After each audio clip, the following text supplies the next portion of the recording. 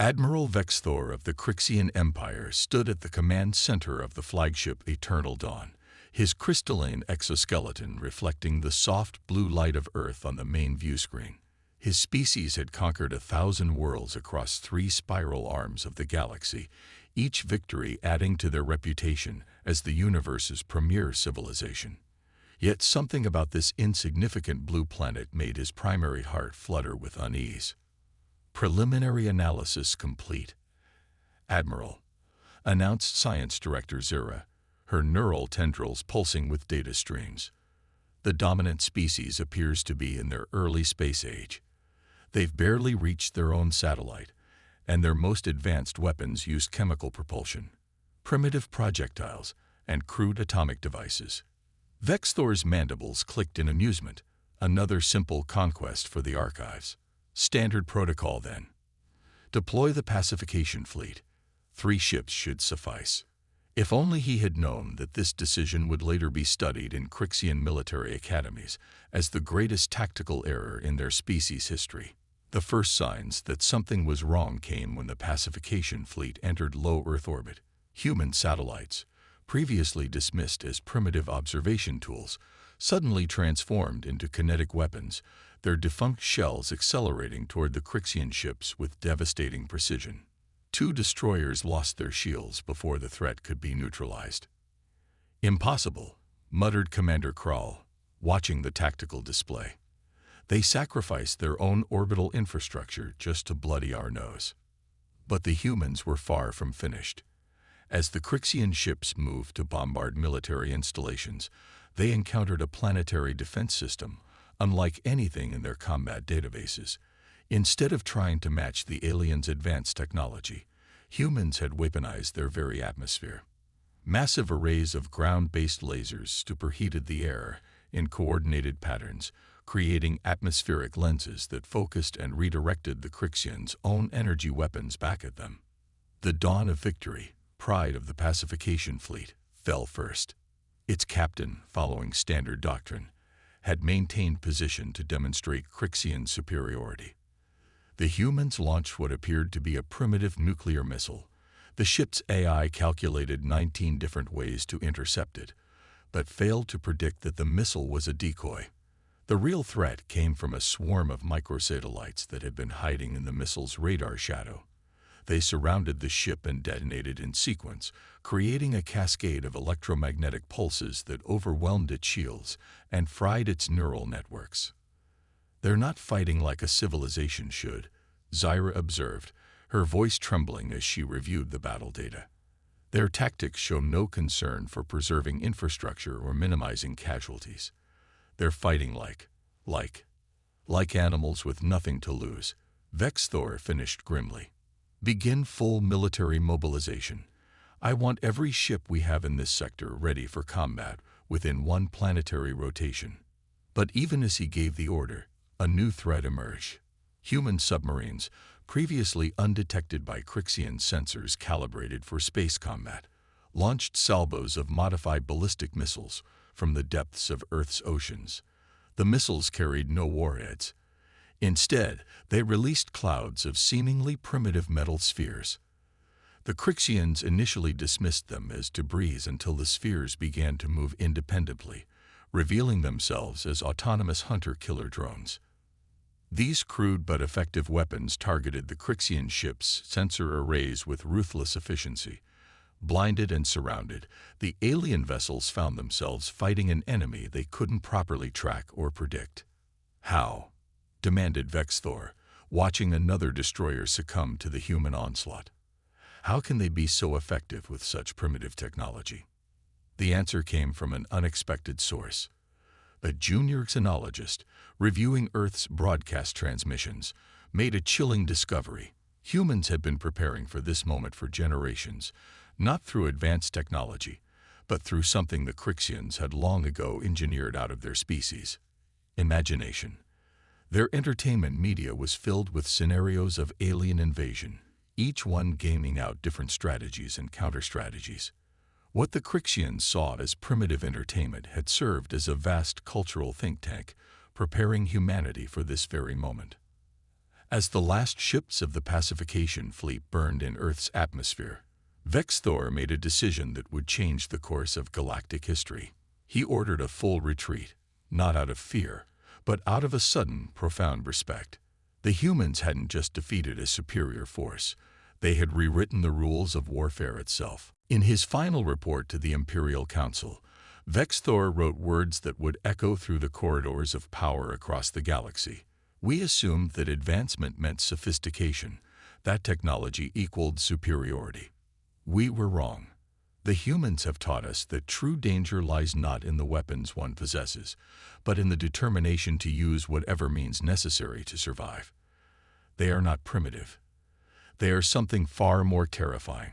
They are unpredictable. The Grand Archive of the Crixian Empire stretched across an artificial moon, its quantum crystals holding the accumulated knowledge of 10,000 civilizations. Yet, xenobiologist Zira found herself drawn to a single holographic display showing the thermal signature of a human running across Earth's African savanna. "Play it again," she commanded, her neural tendrils writhing with excitement. "Highlight the endurance patterns." The simulation showed a human pursuing an antelope under the brutal midday sun. Hour after hour, the human maintained a steady pace while their prey bounds away, only to catch up when the animal stopped to rest.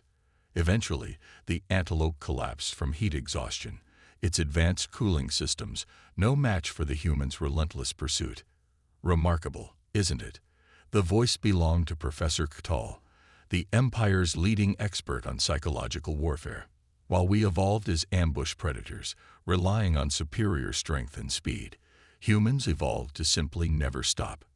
Zyra's research team had spent months analyzing human biology, culture, and history since the disastrous first contact. What they found shattered every preconception about advanced civilization. Humans weren't just persistent in hunting. They applied the same relentless determination to everything they did. "Look at their early space program," K'tal continued, pulling up footage of primitive rocket explosions. Any logical species would have abandoned such a dangerous pursuit after the first few failures. But humans, they celebrated their failures, learned from them, and kept going. They called it failing forward. The implications for warfare were staggering. Crixian military doctrine was built around overwhelming force and quick victory. Their neural networks could calculate perfect battle solutions, but they assumed the enemy would follow logical patterns. Humans did not. "They're like water," Zyra observed, watching historical footage of human conflicts. When blocked, they don't retreat. They flow around obstacles. When contained, they build pressure until they burst through. And they can adapt to any container they're put in. The research team's breakthrough came when studying human stress responses. Unlike most species, whose performance degraded under pressure, humans actually became more dangerous when cornered. Their bodies flooded with adrenaline, temporarily boosting their strength and dulling their pain receptors. They could continue fighting with injuries that would incapacitate most species. But the truly terrifying aspect, K'tal noted, is their social behavior under threat. He displayed data from Earth's numerous conflicts. Most species become less coordinated under pressure. Humans, they form stronger bonds. They sacrifice themselves for their group without hesitation. And they can maintain group cohesion even when completely isolated from their command structure. The implications hit Zyra like a gravity wave. The Crixian Empire's standard strategy of decapitating enemy leadership wouldn't work against humans. Each isolated group would continue fighting, adapting, and evolving their tactics independently. Their research took an even darker turn when they studied human entertainment. While Crixian art celebrated harmony and perfection, humans spent their leisure time imagining new challenges, new threats, new ways to overcome impossible odds. Their fiction was an evolutionary simulator, constantly preparing them for worst-case scenarios. They're not just persistence hunters, Zyra realized, her exoskeleton paling. They've turned their entire civilization into a persistence hunting machine. Every failure makes them stronger. Every setback makes them more determined. Every loss fuels their desire to improve. The final report to the Imperial Council was met with stunned silence. The humans' apparent technological primitiveness had masked their true strength. They hadn't needed to develop advanced technology because they had developed something far more powerful: the ability to never, ever give up. Traditional victory conditions don't apply, Catal warned. You can destroy their cities. They'll fight from the ruins. You can cut off their supplies. They'll improvise new ones.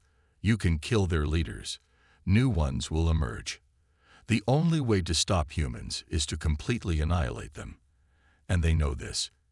It makes them fight harder because they know there's no alternative. As if to punctuate his point, new reports arrived from the frontier. Human ships had been spotted far beyond their known range, using improvised FTL drives that by all rights should have torn their ships apart. They were expanding into space not through careful colonization, but through a reckless drive to spread as far and fast as possible. We thought we were studying prey, Zyra concluded, watching the dots of human expansion spread across the star chart like a beautiful, terrifying constellation. But we were wrong. Humans aren't prey that learn to fight back. They're predators that learn to think. And now they're hunting us. Fleet Admiral Sarah Chen stood on the bridge of the ESS Resilient, watching the tactical display as thousands of Crixian warships emerged from hyperspace.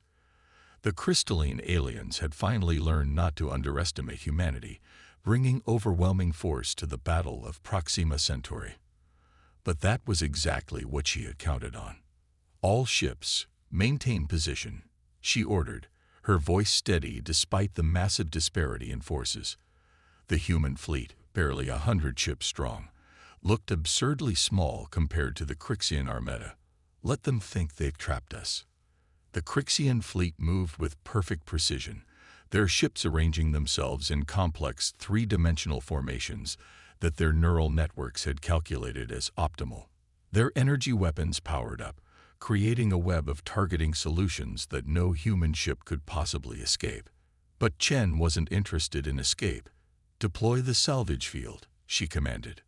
Across the human fleet, ships released what appeared to be space debris, fragments of destroyed vessels, broken satellites, and twisted metal. The Crixians' advanced sensors dismissed them as battle remnants, focusing instead on the human warships. This was their second mistake. "They're preparing to fire," reported Lieutenant Rodriguez, monitoring the enemy fleet's energy signatures. "All ships are charging their main weapons." Chen allowed herself a small smile. "Initiate Operation Windfall." The debris field suddenly came alive. Each piece contained a quantum entanglement device, salvaged from destroyed Crixian ships and reverse-engineered by human scientists.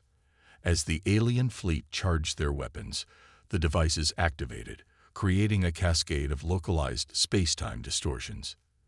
The effect was catastrophic. The Crixians' energy weapons, dependent on precise spatial coordinates, fired into warped space. Their beams curved and twisted, many striking their own ships. Their perfect formation became their undoing as friendly fire tore through their ranks. "Second phase," Chen ordered. "Release the CAT pods." Hundreds of small pods launched from the human ships. CAT, Cognitive Attack Technology, was humanity's answer to the Crixians' neural network advantage. Instead of trying to match their processing power, humans had created viruses that targeted the fundamental way the networks thought. The pods released clouds of quantum-entangled particles that the Crixian ships automatically absorbed for sensor data. But these particles carried more than information. They carried chaos. Human programmers had encoded them with paradoxes, logical loops, and impossible mathematical concepts that forced the neural networks to crash as they tried to process them. "Their ships are losing coherence," Rodriguez reported with grim satisfaction. "Their formation is breaking down." The mighty Crixian fleet, designed to function as a single organism, began to fragment. Individual ships, their neural networks struggling to reboot, fell back on primitive backup systems. But these systems, unused for generations, were painfully slow and inadequate. All ships, battle formations. Chen commanded. Show them what humanity does best. The human fleet split into small, autonomous groups, each acting independently, but toward a common goal. While the Crixians struggled to restore their network coordination, human ships darted between them, striking with conventional weapons that required no complex calculations to use. Nuclear torpedoes, considered primitive by Crixian standards, proved devastatingly effective against ships whose neural networks could no longer properly manage their shield harmonics. Kinetic kill vehicles, simple masses of metal accelerated to relativistic speeds, tore through hulls that could no longer calculate evasive maneuvers fast enough. They're trying to retreat, Rodriguez announced as the surviving Crixian ships began jumping to hyperspace in disarray. Should we pursue? Chen shook her head. Let them go. They'll carry the message better than we ever could. The message was clear. Humanity's perceived weaknesses were actually strengths. Their primitive weapons couldn't be hacked or confused. Their inefficient individual command structure meant they could continue fighting even when communications were disrupted. Their inferior technology was more resilient precisely because it was simpler. In the aftermath of the battle, as human ships began the work of salvaging valuable technology from the Crixian wrecks, Chen recorded her report for Earth Command. The enemy expected us to try to match their strengths, she noted. Instead, we turned their strengths into weaknesses. They thought their neural networks made them superior, but they forgot the first rule of human warfare. Complexity is vulnerability. She paused, watching her crews efficiently stripping useful components from the crystalline wreckage. The Crixians built their civilization on the belief that advancement means moving away from simplicity. Today we taught them that sometimes the most advanced solution is the simplest one. They may have mastered the physics of space warfare, but we have mastered something far more important, the art of adaptation. As if to emphasize her point, engineering teams were already installing salvaged Crixian technology into human ships, but not as their designers had intended. Human ingenuity was finding new ways to use the advanced technology, combining it with primitive systems in ways the Crixians would never have considered. Each battle not only weakened the enemy, but made humanity stronger, more adaptable, more dangerous. The Battle of Proxima Centauri would be remembered not just as a military victory, but as the moment when the galaxy's most advanced civilization learned that true superiority lies not in having the best technology, but in having the wisdom to use any technology in the best way possible. High Commander Zixtal of the Crixian Empire sat in his meditation chamber, surrounded by holographic displays showing the latest battle reports. His crystalline form trembled slightly as he processed the information before him. The humans had not only survived the Empire's greatest offensive, they were pushing back. "Show me the Arcturus engagement again," he commanded. The AI complied, projecting a detailed simulation of the battle that had cost them 3 star systems in a single day. The human ships had been outnumbered 10-1. Their technology was inferior, and victory should have been mathematically impossible. Yet they had won. A soft chime announced the arrival of Dr. Ira, the Empire's leading genopsychologist. "You wanted to see my latest findings, Commander." "Explain to me." Zixtal's voice carried an edge of desperation. "How they keep fighting. We've destroyed their colonies. We've blockaded their supply lines. We've thrown everything in our arsenal at them. By every logical measure, they should have surrendered months ago." Ira's neural tendrils pulsed with nervous energy. "That's exactly the problem, Commander. We've been measuring them by logical standards. But humans operate on something far more dangerous, emotion." She brought up her own displays, showing brain scans of captured human soldiers. "Look at these patterns. When we inflict losses that should demoralize them, their neural activity actually intensifies. They don't become discouraged. They become angry, and their anger makes them more dangerous, not less." The scans shifted, showing different patterns. But it's not just anger.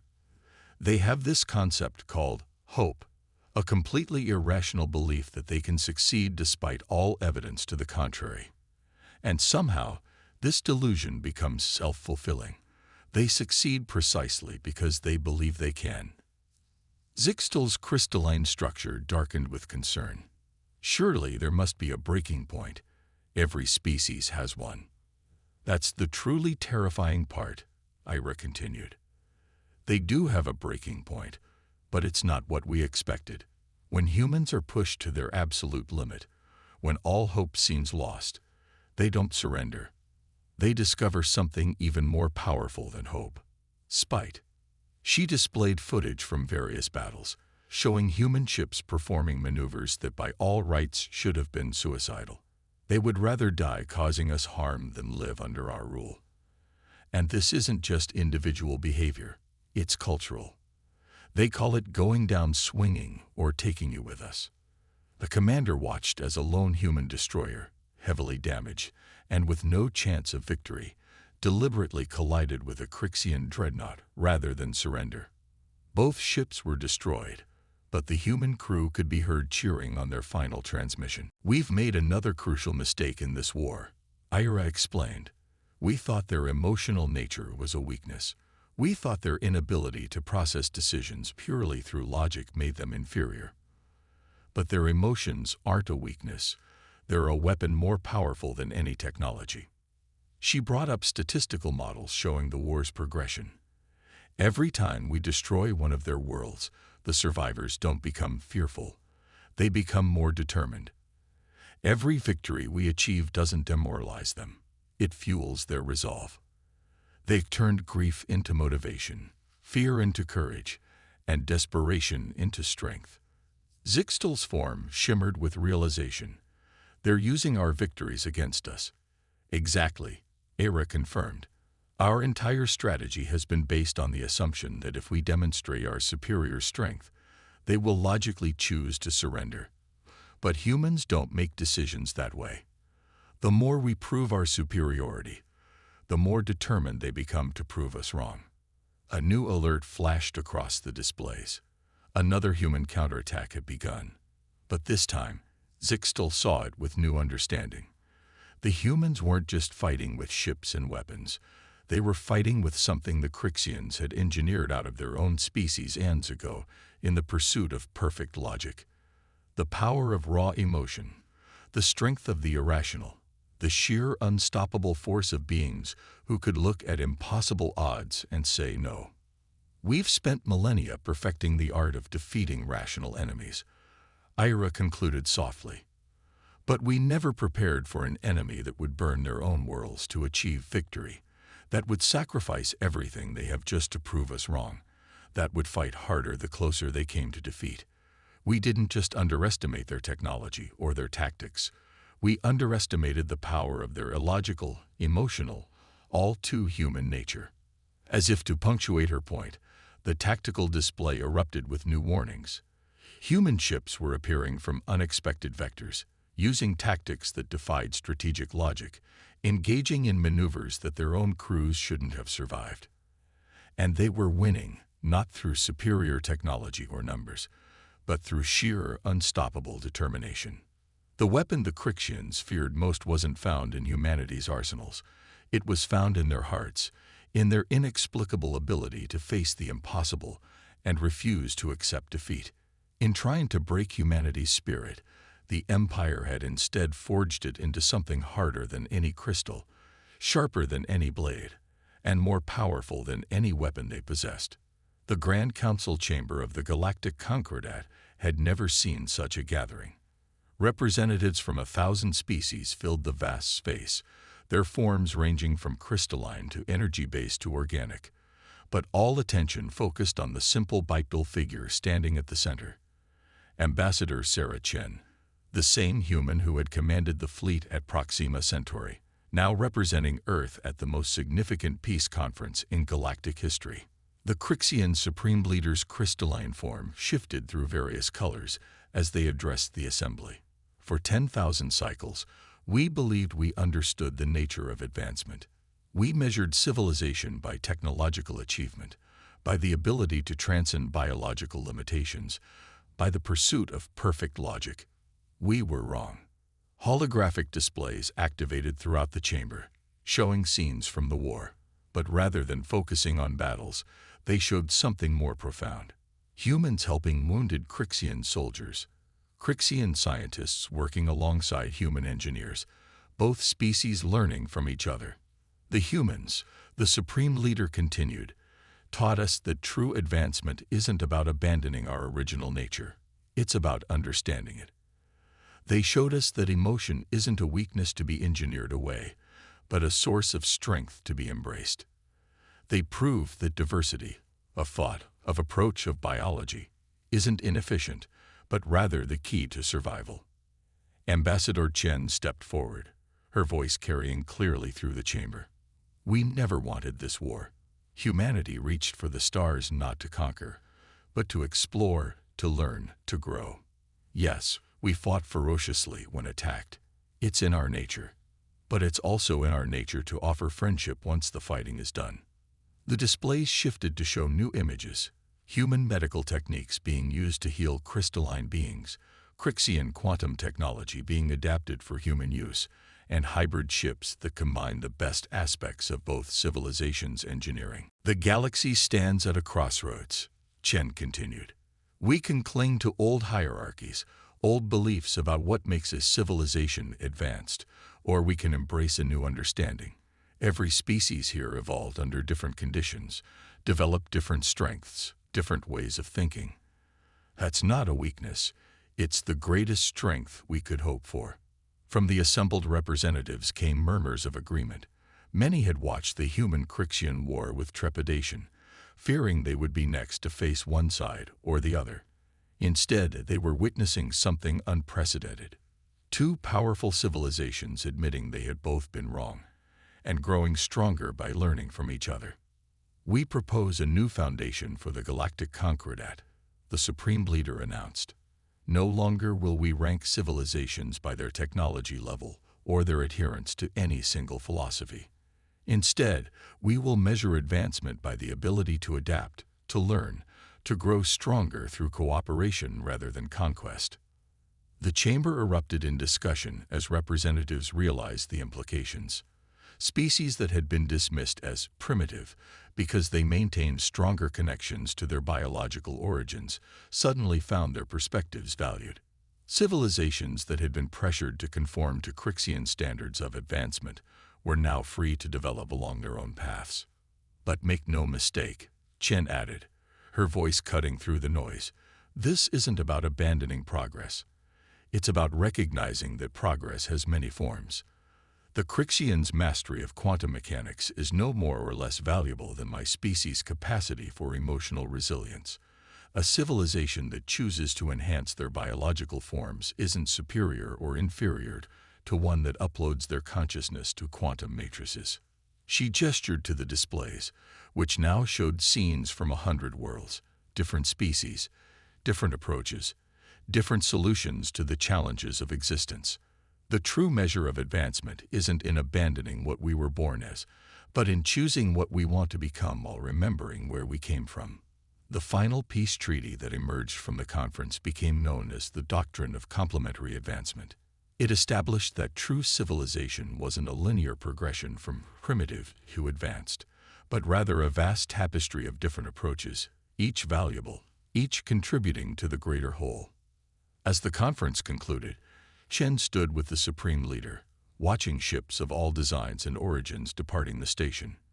It's ironic, she mused. We had to fight a war to learn how to be better at peace. The Supreme Leader's crystalline form sparkled with what Chen had learned to recognize as amusement. Perhaps that's the greatest lesson humanity has taught us, that contradiction isn't always something to be resolved.